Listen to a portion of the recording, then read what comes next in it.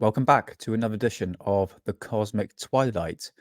And on today's video, we're going to be going back in time and having a look at a researcher called Vladimir Terzinski, who's essentially me, but 30 years ago. Here's a bit of a basic background on Vladimir Terzinski. He was a Bulgarian engineer, physicist. He had a master's degree in science at the University of Tokyo in 1980. He had a solar engineer research program going on in Bulgaria at the Academy of Science. And in 1984, he immigrated to the US and became a UFO researcher, specifically the Nazi flying saucer conspiracy. And this is back in the early 90s. Vlad here began doing the lecture circuits, as you can see here. And on today's video I'm going to go through what he is saying, because at the time, the information he was presenting, also the documentaries and the Vril project, the esoteric side, specifically talking about the Haunabu and the Vril, the anti-gravity of flying saucers. And then at that time period, Vlad started coming out and talking about these potential anti-gravity flying discs. And he was using references of documentaries that are on my YouTube channel as more or less evidence to back up his claims of such a flying saucer program.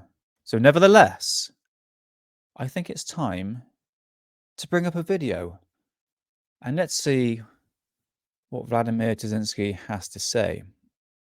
Here, guys, check this out. If you type in Vladimir Terzinski on YouTube, it's quite difficult to find any of his videos. But when I pull it in Microsoft Bing and I click on videos, they're all here. I don't have to go digging for them. And I must say that if you do come across a Vladimir Terzinski video, hold on to it because they are extremely rare. Let's put me on full screen here. Because Vladimir Terzinski has vanished. No one knows where he's gone. The last conference he went to, I believe it was before around about like 9/11 time, so early 2000s, 2001, and then he was gone. No idea where he's gone, where he's been, where he's at. It's difficult to track down this guy. And he came out with some fantastic information. But bear in mind, he also had a degree in science and physics, which kind of backs up his claims just a little bit. Just a little bit. So like I said, if you do find his videos, hold on to them because they are extremely rare. Is that me? Look at that. What the hell is that about? Okay. What I have for you today is 3 videos of Vladimir Terzinski.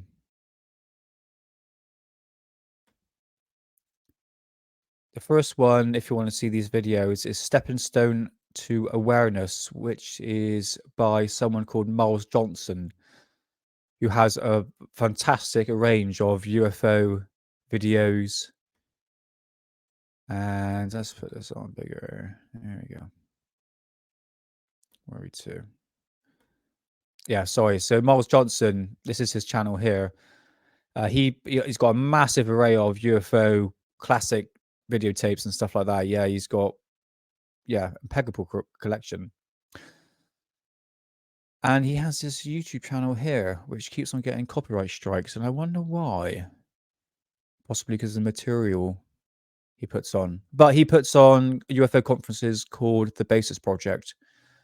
That's held in the southwest of England. So if anybody's interested in that, talking about UFOs and aliens and spirituality, check out the Basis Project. So without further ado, the Cosmic Egg. If you want to hear some funky 80s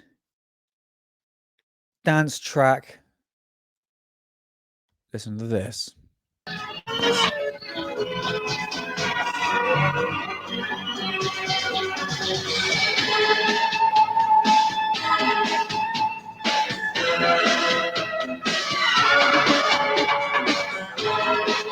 The jig on here.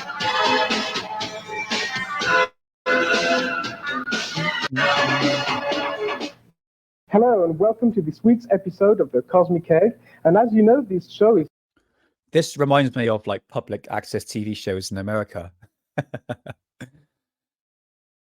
not timid about bringing on controversial issues. And this is from December 1993, which was the height of Vlad's lecture circuit. Nazi South Pole base Vladimir Terzinski, but he alludes to the Nazi flying saucer programs. So let's continue. This week we have rather interesting information to share with you and a very, very controversial figure.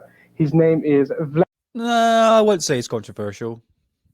No, he's just done some pretty good and solid information he puts forth. But obviously now, going through a fine-tooth comb, there are some discrepancies, if that's the right word. Vladimir Terzinski, and he is here joining us to impart on us an awful lot of information. So Vladimir, welcome, and I'm very glad that you managed to make it. Thank you very much for your invitation. Now, Vladimir, I've looked at your credits and I'm terribly impressed. In fact, looking at what you've done in terms of education, I'm really surprised. Here you have a Bachelor of Science in Physics, you have a Master of Science in Electronics, and the list goes on and on and on and on and on. You have brought on to me an awful lot of information about about Nazi Germany and the technology that they had in the 40s. Now, I am absolutely astounded by the information that you have to share with us. You have brought on pictures. Could you please tell us about these pictures and what they actually are telling us? Well, in one sentence, while researching UFOs in general and the terrestrial component of the alien presence in particular, namely secret. Yes, he does bring up aliens involved with Germany. But I'm open. I don't want to be like a Debbie Downer. You know, I'm like I said in my videos, I do have a 50-50 skeptical and conspiracy hat on.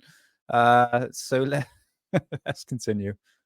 Terrestrial programs that have been dealing with anti-gravity and secret space programs for the last almost 100 years.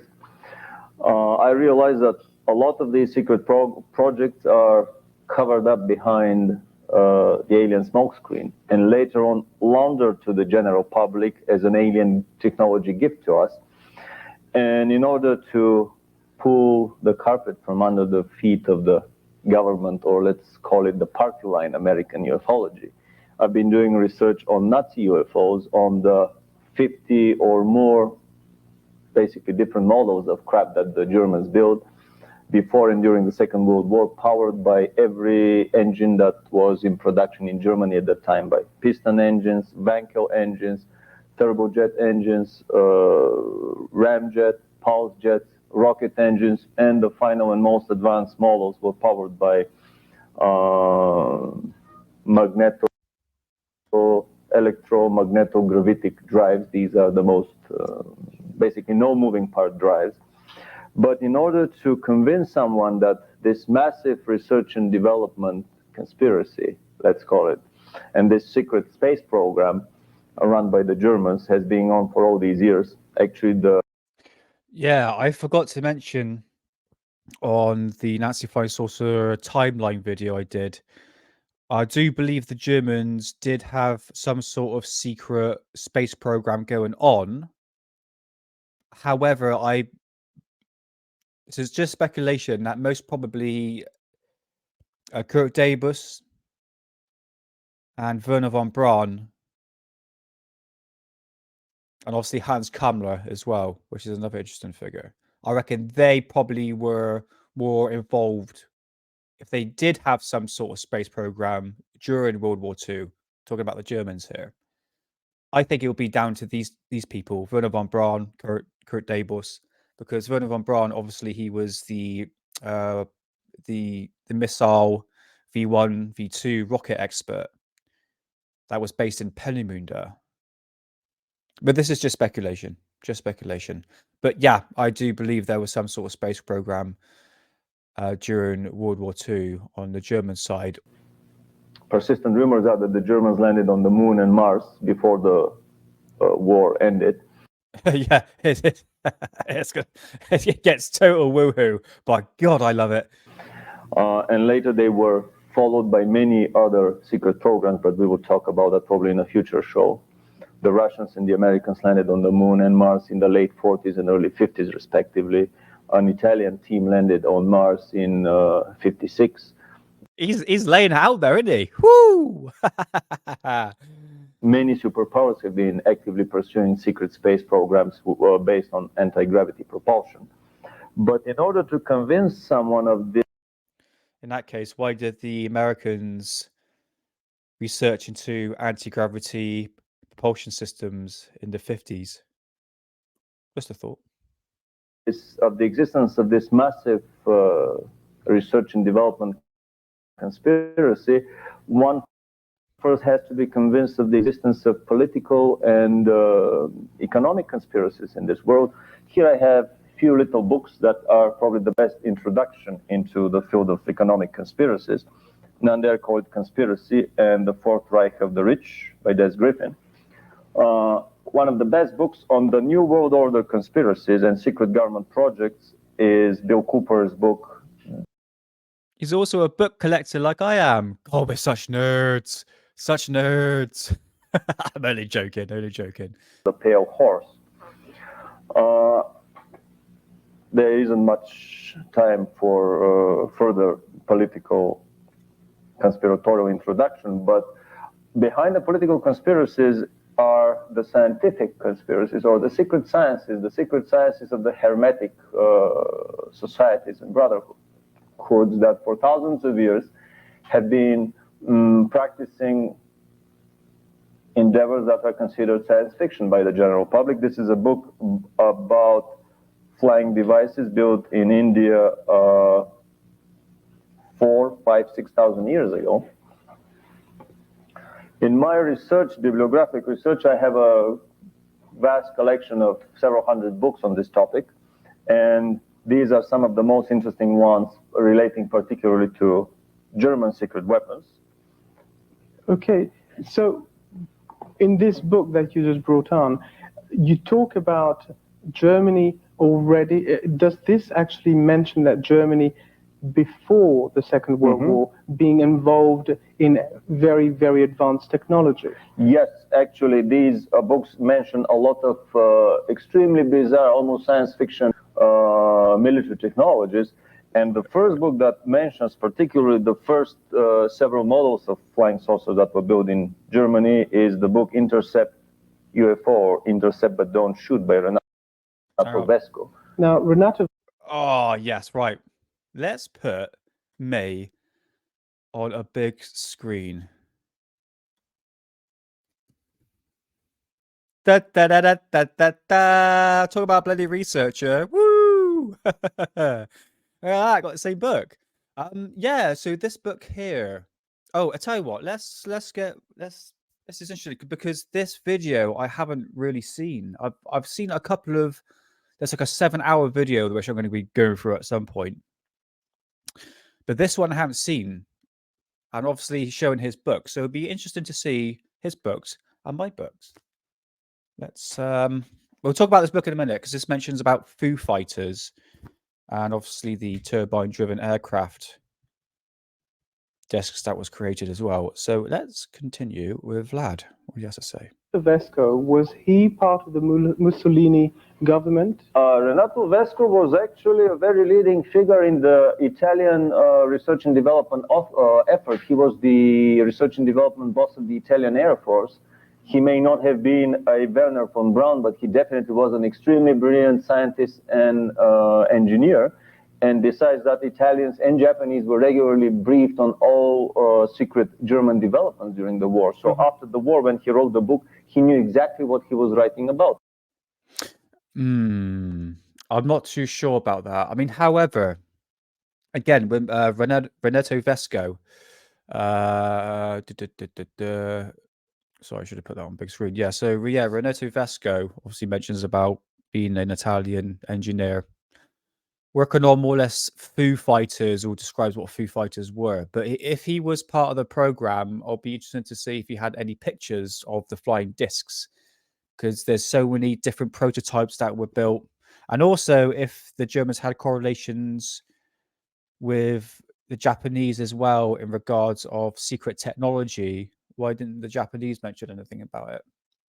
Also, to talk about Giuseppe Belluzzo and Rudolf Schriever. Now, he should have mentioned that if he looked at the newspaper reports in the 50s.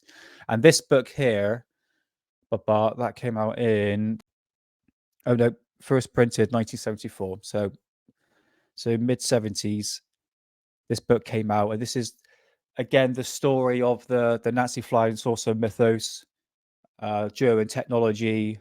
Those sort of books started coming out at that time. Let's continue. Actually, he wrote and discussed in great detail the first several models of flying saucers that were built in Germany. This is the turbojet-powered flying saucer built by Schriever, diameter of about 30 feet. And the joint project, this was the first operational interceptor fighter saucer that was built by Bellonzo, Miete, and Schriever. A very interesting fictional history of the German flying saucer effort are these two books. This is the turbojet-powered flying saucer built by Schriever, diameter of about 30 feet. Okay. This, what you're seeing here, I believe, is the first prototype that Rudolf Schriever was the first engineer and designer to build this first prototype of the flying disc. But what I'm seeing on the internet is that Rudolf Schriever and Otto Hobbenball was part of the first project. Now, if you go back to my first episode, I talk about Nazi Flying Saucer Timeline, which is the name of the video. You will find out that Schriever built this first, and then Miete and Hobbenball came in afterwards. I need to put this on big screen. Sorry, guys. Sorry about that. Yeah, so again, this is the first model was built by Rudolf Schriever, and then later the second and third model, especially the model that's going to be showing next, was all a collaboration. But I just want to find out what engineers he was talking about for the V7.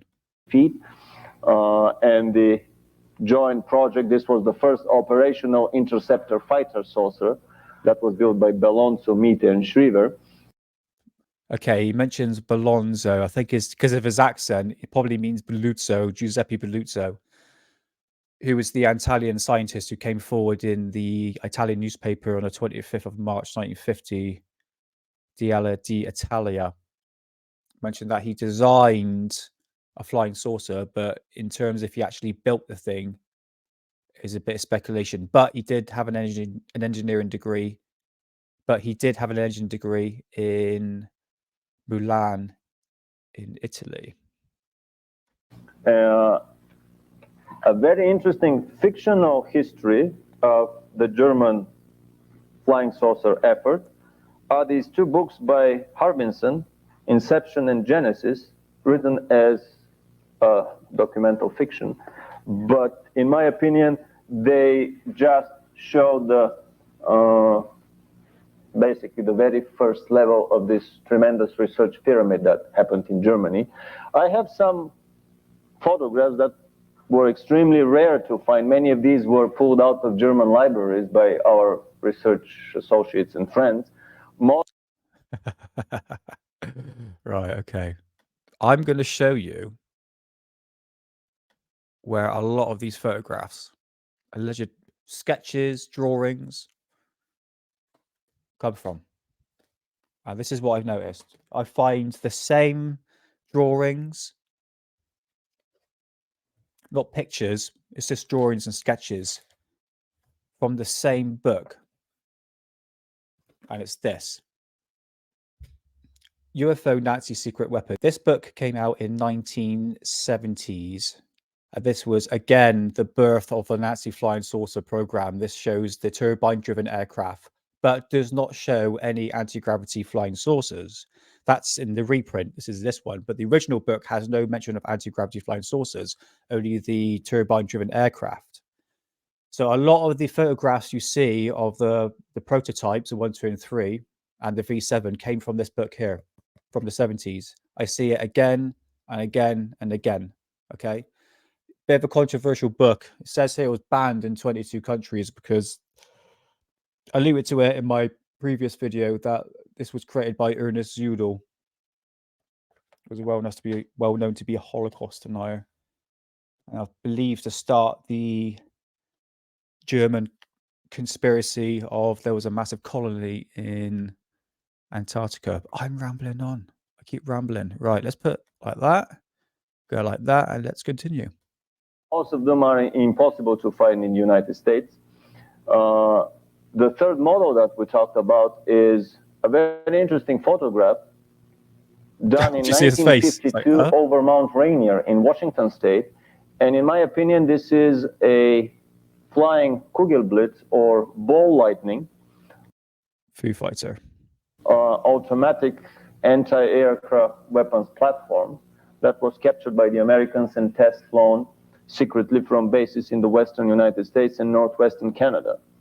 Okay, so this, the fireball, he's talking about Foo Fighters. And this goes back to Renaud Vesco's book, Intercept But Don't Shoot, the Italian engineer, scientist, who goes into detail about Foo Fighters. Let's bring up Foo Fighters to show you what I'm talking about. Okie dokie, here is a typical photo of a Foo Fighter. The best thing about it is that you got photographs of it. These were balls of light that were taken between 1943 to 45, at the end of the war. These balls of light will track Allied aircraft, specifically obviously we're talking about the Americans and British, over Germany. Obviously, there's other places as well that they popped up. And they were believed to do these fantastic maneuvers. Now, I haven't really seen any reports of that. I think that's just more or less the History Channel. But what these would do was sit on the edges of the wings of the aircraft. And there's some very sketchy reports whether or not they were tampering with the interior cockpit, sort of giving it a malfunctioning and causing it to crash. So the idea is that these were transmission frequency probes that the Germans were sent up. So instead of shooting these planes down, they'll send these probes up that were more or less like for what reports would say, well, I won't say reports, what the books would say, like small silver disc-shaped craft. And they're quite small, sometimes the size of a basketball, sometimes much bigger. And there is a report of these balls, these silver discs, coming up from the ground, and as they reach to a certain altitude, they start to glow. And as they're traveling, they will have these glowing tails. This photograph has always intrigued me, because if I'm going by the idea that this is a transmission frequency probe, doesn't that look like it's like breaking the sound barrier? Do you know what I mean? Let me just bring up a photo of breaking the sound barrier. Yeah, check this out. Look at this. Look at that. When a jet travels at a certain speed, I'm not too sure. I think it's over probably like 500 miles an hour. That's just a guess. When it breaks the sound barrier, which I believe is just like a pocket of air. I might be wrong on that one. Might make myself look like an idiot now. But you get this effect. And it's almost like a mist effect. But take this into consideration, right? That circle. And now look at that. I've got the consideration that this might be an object breaking a sound barrier. I've never seen a flying saucer or UFO or any UFO footage I've seen on the internet of any saucer-shaped craft breaking a sound barrier. And this is interesting. Yes, these objects glow, but that's a big, sort of circle. Because these Foo Fighters allegedly can travel up to like 1,000 miles an hour. This is just speculation, guys. This is just speculation. And these will also have glowing tails as they're traveling. But the idea is the Germans will send these probes up because they see the Allies are about to bomb various parts of Germany. These probes will sit on the edge of the wings, and inside we'll have a piston tube. Yes, I know it sounds odd. And this will create a very strong magnetic field. And the idea is, by turning these on, I believe this is why they glowed and they sit at the end of the wings, was that the magnetic field will disrupt the cockpit recording systems and causing it to crash. In fact, let's bring up a quick documentary on that. The Allies described the various German flashing flying aircraft that they saw as Foo Fighters, fireballs. The German name for the typical Foo Fighter, however, was Fliegende Schildkröte, flying tortoise, because of its resemblance to the tortoise shell on the ground. It had been developed by a specialist technical unit of the SS in the Vienna suburb of Wiener Neustadt. It was, in fact, an unmanned flying probe. Its mission was to fly close to enemy aircraft and wreak havoc on the electrical circuits. In addition, it was equipped with a special type of klystron tube. The SS spoke of death rays.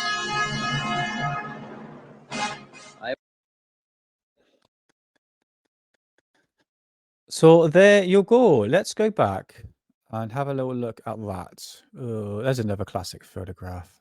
These. If we're going by the old photo that I showed you just a minute ago, and that these probes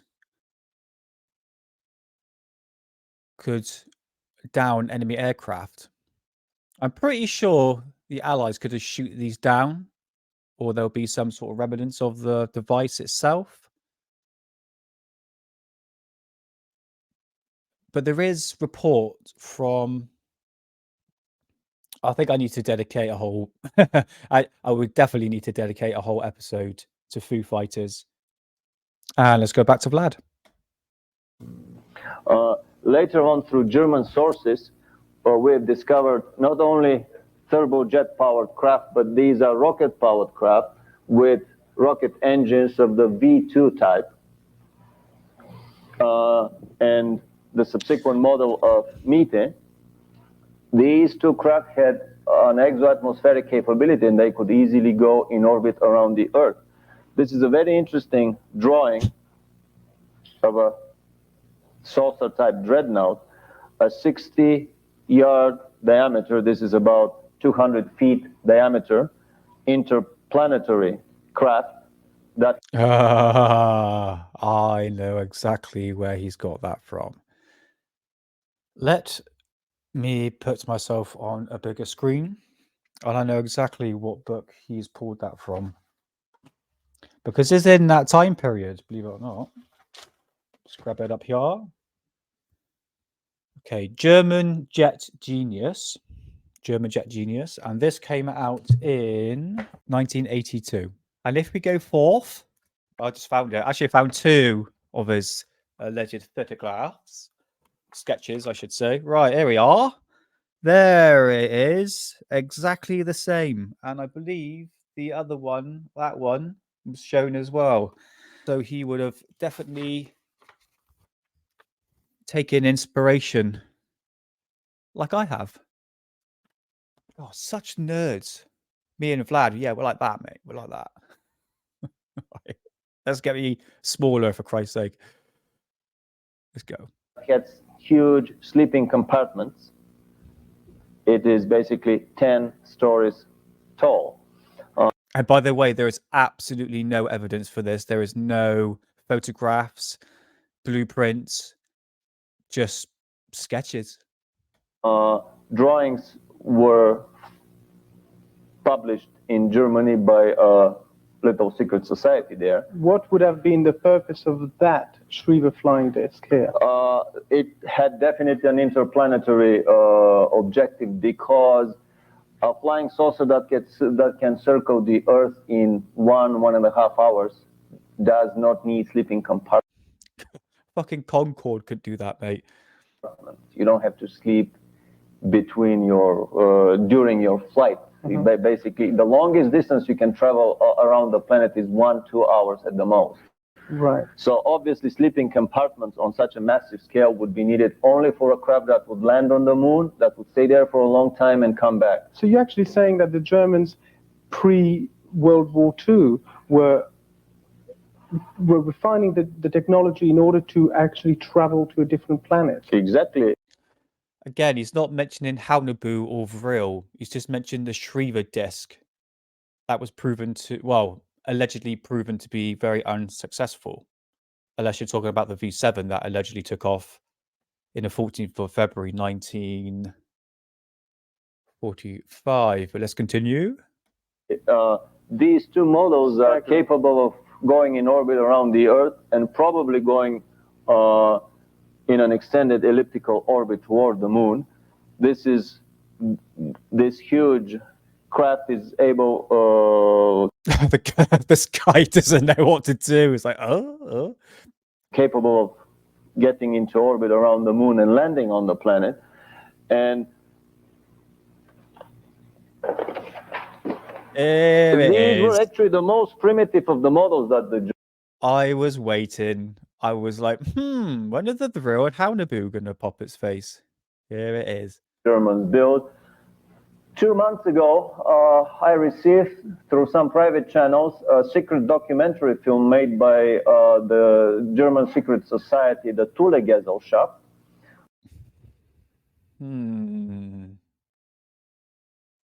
Secret documentaries. He's referencing the secret documentaries Vlad is referencing are on my YouTube channel. UFO Secrets of the Third Reich and UFO German Flying Saucers Secrets of World War II, something like that.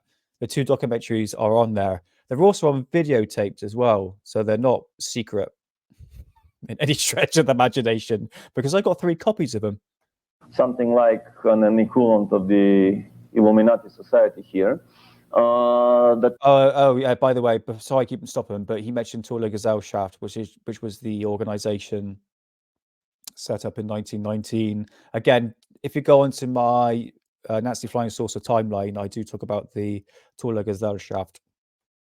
It's got the word shaft in it. It makes me laugh. The title of this documentary, 2-hour documentary film, is UFOs, the Third Reich Strikes Back. This is the emblem. That's it. Yeah, that's it. Yeah, that's on my YouTube channel. You can check that out. Of this secret society. They were basically the ideologues of the Third Reich. Talking too much about Germany, I would not like the discussion to be considered as an apology of the German success. What the Germans did to millions of hapless victims in World War II, I mean, they earned enough karma from themselves to last them for this and many subsequent lifetimes to come.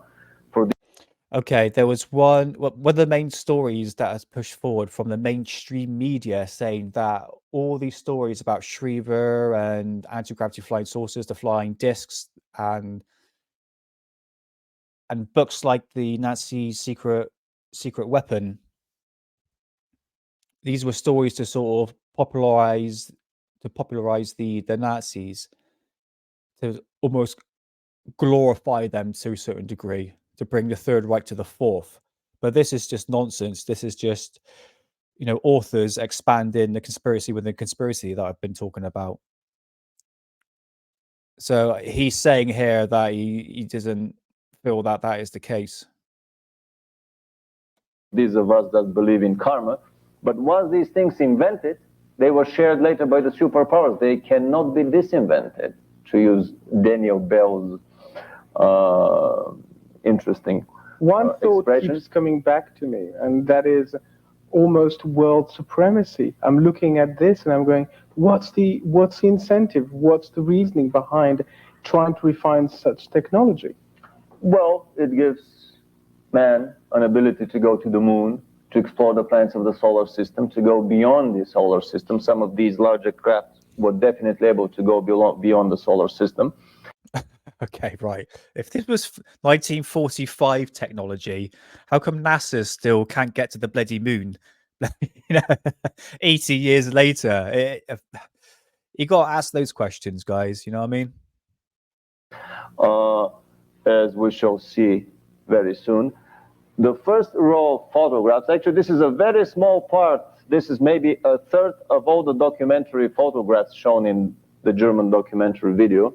These are interceptor fighter craft of the Vril series that have never been written about in any other source in the world literature so far. They were about 30 feet. True. Okay. He's just backed up what I've been saying on my previous episode, that there is no publication about the real flying saucers, and that is very true.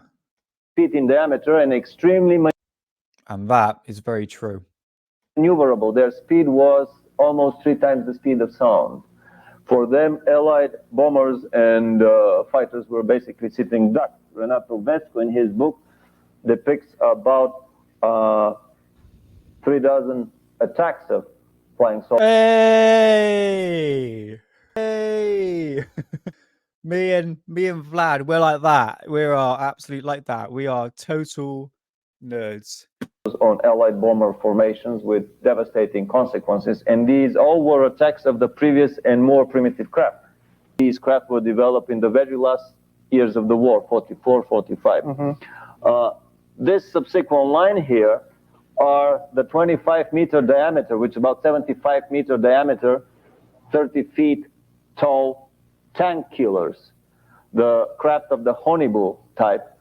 We've never seen before UFOs with tank turrets attached underneath. Oh, yeah. We see different models of tank turrets. Actually, these are standard issue turrets for the German Panther tank and the Panzervier tank.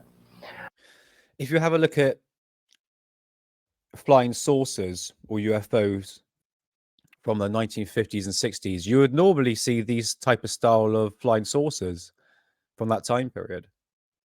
Describe it more or less like a brim of a hat. Oh, and by the way, he's taken all these, I think you mentioned it, that these photographs was taken from the documentaries that are on my YouTube channel, which came out at the same time as this. So what's that, 93? So yeah, around about that time. Later models developed in the 60s from the German colony on the South Pole, which is another very controversial issue. Admiral Byrd led an expedition to the South Pole in 47, trying to wipe out the Germans, but he was beat. I'm going to do an episode on Operation High Jump because it's immensely fascinating, because this is where you get the flying saucers, the German Nazi flying saucers, specifically the Howlaboo attacking Admiral Byrd's fleet. So that is an episode in all on its own. Coming soon. Beaten very badly. In just 2.5 weeks, he had to leave the continent because the Germans had perfected all these craft. On the bottom row, we have the most interesting examples here. This is an original drawing of a cigar-shaped mothership of 330 feet length that was carrying inside itself one of the tank killer craft and 3 of the interceptor fighter saucers. So how big was this cigar-shaped It craft? was about 90 to 100 feet in diameter and 330, 350 feet length. This is a food Right, first of all, he's just pulled that out of his ass. Sorry, just gotta be honest.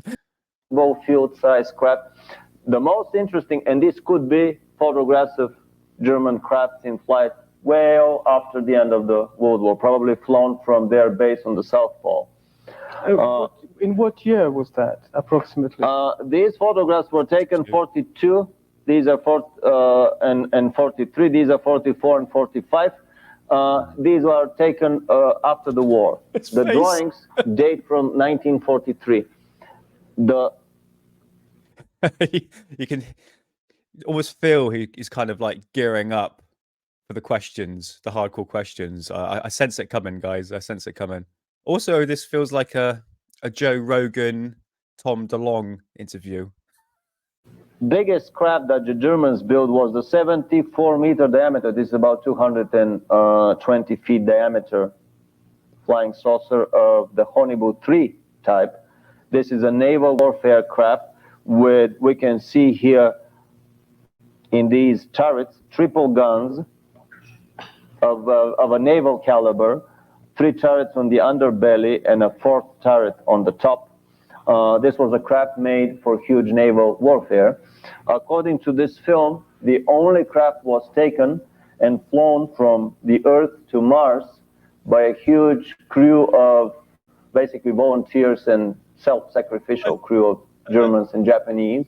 And it landed on January 15, 1946. After 8 months of flight, they departed April 45, a month before the war ended in Germany. And they crashed. Sorry. But people would have seen these flying saucers if they had 3 Haunebu. These crafts, prototypes, these are immensely powerful machines with guns surrounding this saucer. The way he's describing the Haunebu, it seems like a miracle weapon systems. I mean, there would have been some sort of documents, more witness testimony. Anyway, I'm rambling on. Let's continue. Crash landed on Mars. The gravity field there is too weak, so the craft couldn't make it real nice in the landing. The most interesting things about this craft are that these are free energy devices. These are basically flying converters of gravitational energy that convert the energy of the geomagnetic field of Earth into the electromagnetic energy of flight. So these craft never had to tank. They never had to replenish their reservoirs. They had. Sounds like Bob Lazar. They had actually tapped into the inexhaustible reservoir of free gravitational energy of the planet. This is something even more taboo as a topic than the fact that the Germans developed all these 50 different models of craft. Because if one is able to go basically for free to the moon and Mars without using a single gram of fuel, free riding on the gravitational currents of our solar system, then a lot of our present-day economy about, well, we all have to pay for the fuel when we tank our cars, becomes... Yeah, but all this energy stuff, like the energy crisis, there's no crisis at all when it comes to energy. You know, how the hell are you going to monitor free energy when you're just tapping it from the ether? If we're going from the Nikola Tesla way of thinking, of harnessing the energy of the earth to power things. You know, free energy would be available to the public. Yeah, I think dream on. I don't think so at all. They've cracked gravity and free energy for decades now, all the way back into the 50s, even before then. It would have been in a public domain by now. We would have seen it. We've just seen electric cars and scooters. I mean, that's 120 years old. It's nothing new. Obsolete.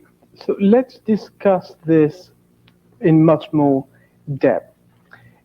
In your estimation, where is all this technology stored? Well, Germans were not the first one to develop this technology.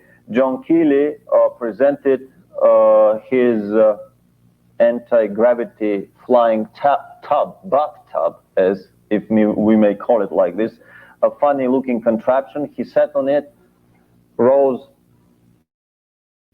noiselessly, accelerated to a very fast speed, and came back and landed in front of the stunned eyes of the War Ministry here in the United States in the 1860s. They said, well, we can't find any possible use of this device. Where was Nazi Germany? I mean, when did Nazi Germany actually come into play? There are persistent rumors that the Germans were contacted by one extraterrestrial race, as have been all governments of.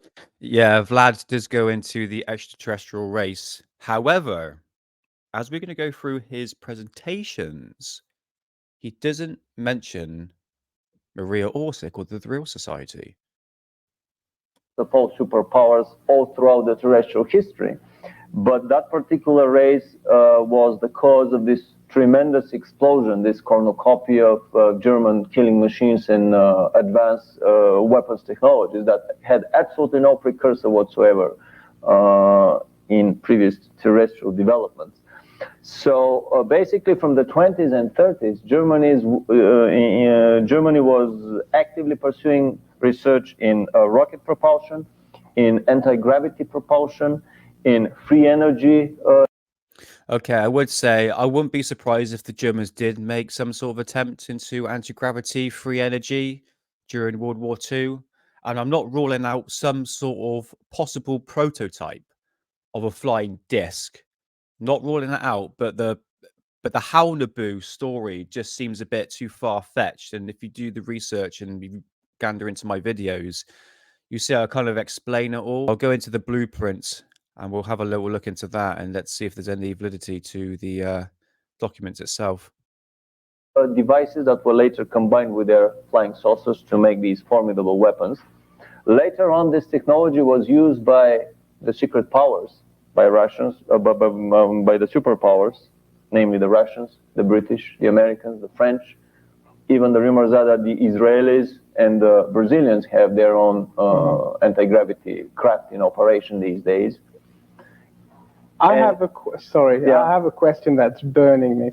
That Sure. question is, why didn't the Germans at the time when they were actually losing the war, why did they not actually throw all the technology that they had, such as this, and just as much as possible obliterate the enemy? Good question. Oh, well, actually, we are getting here very deep into the I like this guy. He's asking the hard questions. Political and banking conspiracies behind these wars. A war is not meant to obliterate the enemy. A war is meant to load the credit card of the government by forcing it to buy more armaments. If you obliterate the enemy, there wouldn't be any future enemy for the future war that is coming. So basically, all these wars have been orchestrated and choreographed by the same world banking elite that has been funding both sides in a conflict. Yeah, I can see where he's going from here. Most probably he's going to be talking about the Americans funding Hitler before and during World War II. There's a book called Hitler and the Rise of Wall Street by Anthony C. Sutton, which goes into detail of the documentations that the President of the United States, the pharmaceutical company, the oil companies, the banking corporations like the Rockefellers, were all funding Hitler before and during World War II. It's absolutely shocking. So yeah, in an aspect what he's talking about, he is right, because they're funding both sides of the war because you need the war machine to keep going. In what way would that benefit Nazi Germany? Well, actually, from the mid-30s, the Germans were actively involved in their South Polar research. From the late 30s, they started building their underground bases on the South Pole. And by 45, they have moved, according to some rumors, from a few 100,000 to up to 1 million of slave labor and Nazi scientists and SS officers down there in this huge underground colony that later on engaged in space exploration and genetic research. According to persistent rumors, basically all the genetic research going on in the underground labs these days in the United States has been has been started in Nazi Germany. I know a very good movie producer that. Okay, to be fair, yeah, he's done his research. There is some spark of truth of what he's talking about. Who was working on one UFO documentary, and he saw in a military base here in the United States a documentary film, 30-minute film about genetic research on humans, crossbreedings between humans and animals in Nazi Germany 50 years ago in the concentration camps. So the South Polar Colony had primarily its goals in space exploration and genetic research. So basically the Germans were saving all these devices for the defense of the South Polar Colony, which Admiral Byrd learned unexpectedly that they had made an impenetrable fortress there. So what? I got it. I just got it.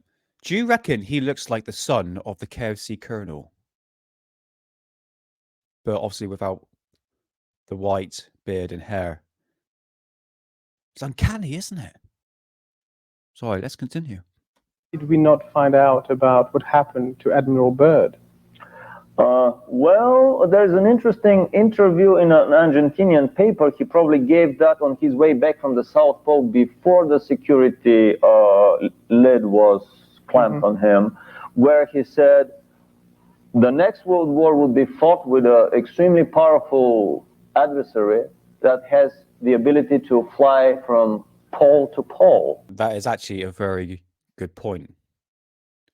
Because when we're talking about Operation High Jump,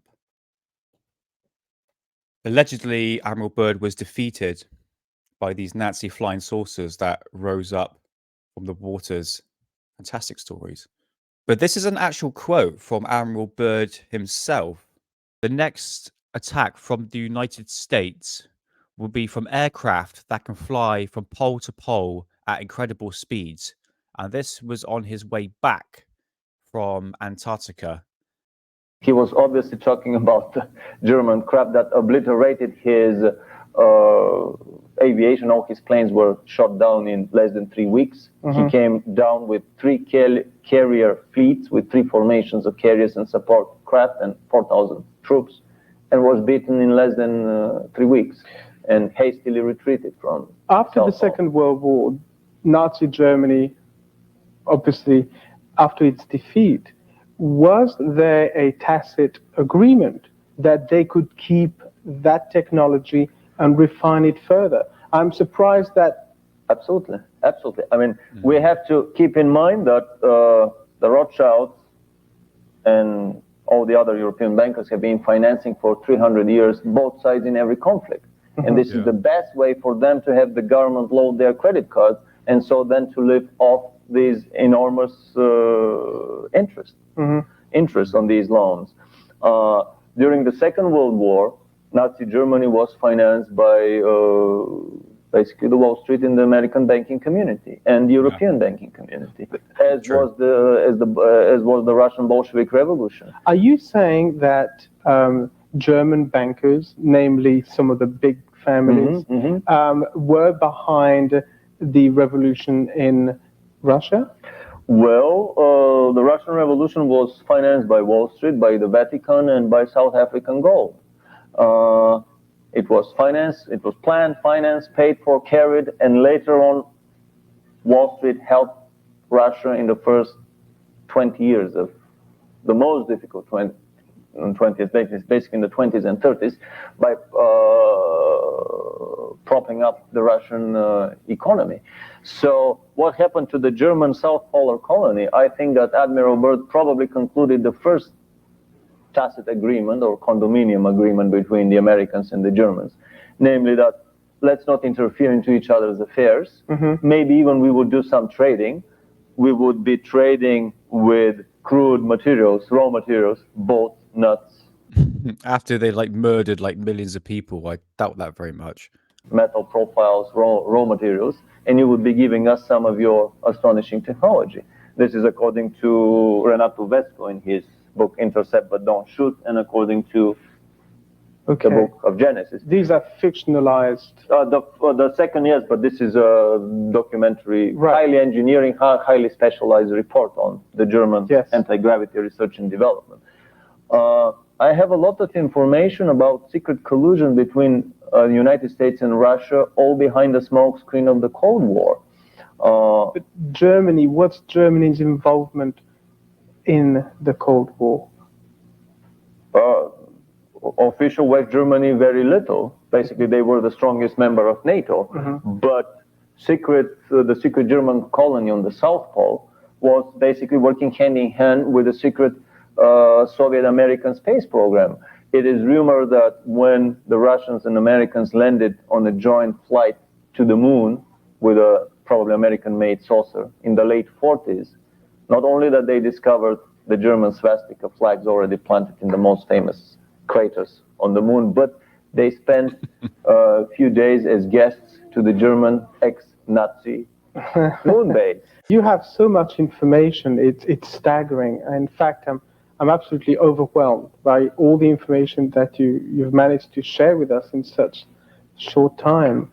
And I would like to be able to invite you for further shows where we can go much deeper into how all this Nazi German involvement came about and where it's really taking us to ultimately. Actually, I have several videos that I've been selling for the last 1 year. Any one of the viewers that are interested in obtaining more detailed information and length. Sorry if I keep stopping. If anyone can find any of his videos, grab it. I mean, eBay's a great place to find the old vintage UFO videotapes. Grab them now because they ain't going to last that long. And we really want to preserve history because Vlad is very rare to find any material of his. So I'm very generous for Stepping Stones Awareness and Miles Johnson to put this up on YouTube because at some point it will get taken down. But if you find a videotape, yeah, it might be a lot of money, but it'd be definitely worth it. Bibliographies. I have a bibliography that runs into the hundreds of volumes. We will have Detailed bibliography. From that phone number at the end of the show, they can order some of these videos. I'll be making some new ones. Basically, it's a very interesting collection of documentary films and materials. Wonderful. But I'm really glad that you actually came today to share all this information with us. And I hope that we will go much deeper next time into all of this Next stuff. time, I would like to talk about the secret Russian-American space programs, the landing on the moon in the late 40s, the landing on Mars in the early 50s. I even think that I have a documentary footage of the first joint landing on Mars. The film says that it was made in '62. I have a suspicion that it was way back in '52. A saucer landing. Okay.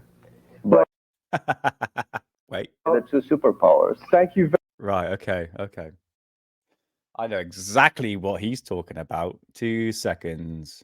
This is the video that Vladimir's talking about. This was called Alternative 3. It was a science fiction report from 1977. I believe it was put on either the BBC or ITV. It's just basically a mock documentary in regards of like aliens and UFOs and science fiction sort of stuff. It's on YouTube if you want to go find it. It's called Alternative 3. And there's a section in this part of the documentary where it shows a Mars landing on May of 1962. This is a joint effort between the Americans and Russians. Enjoy. This is real, by the way. We connected up the printed circuit and played once again the videotape that Sir William Ballantyne, before his death, had sent to his friend, John Hendry. This time, we obtained an acceptable picture, which you are now about to see as we saw it. As we saw it. This is Mars. We're getting a good picture here and can make a fair amount of detail. How is it with you? Fine here, Houston, Roger. Stand by to scan. Did you ever make your exam before I even looked at some sequence? Camera to scanning.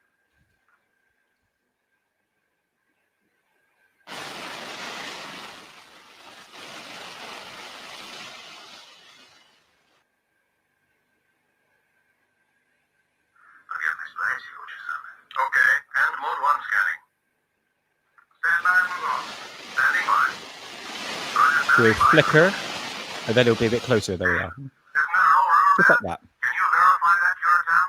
Roger, Houston, we saw that. Stand by for readings, Houston.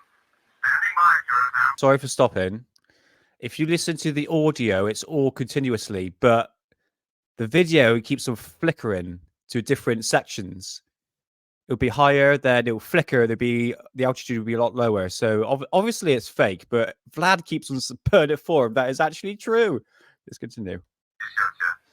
Wind speed 21 kilometers per hour from southwest. Скорость ветра 21 км в час. Atmosphere pressure 707.7 millibars. Атмосфера давления 77 millibars. It's good. It's good, Curaçao. On the nose, it's работает. Stand by for landing, Curaçao. Stand by. Again, flicker. Мы делаем, мы достигли. Hallelujah. We're here.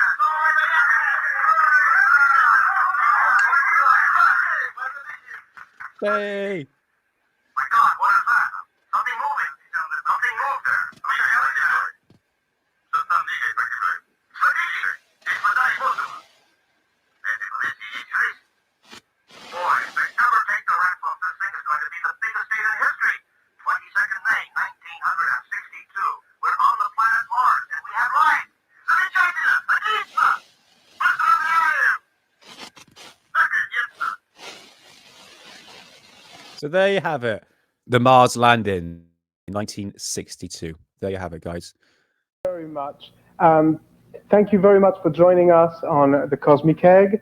And please write in, send us your comments, give us your suggestions, and thank you again for joining us on this show. Bye-bye.